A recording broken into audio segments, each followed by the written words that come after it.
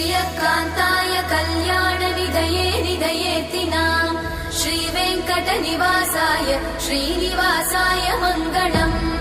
लक्ष्मी सविभ्रमालोकसुभ्रूविभ्रमचक्षुषे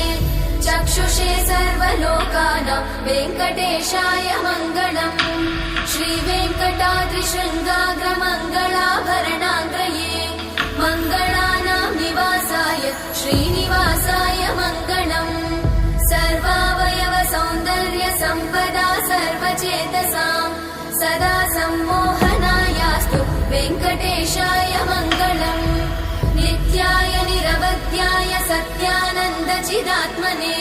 सर्वान्तरात्मने श्रीमद् वेङ्कटेशाय मङ्गलम् स्वतः सर्वविदे सर्वशक्तये सर्वशेषिने सुलभाय सुशीलाय वेङ्कटेशाय मङ्गलम्।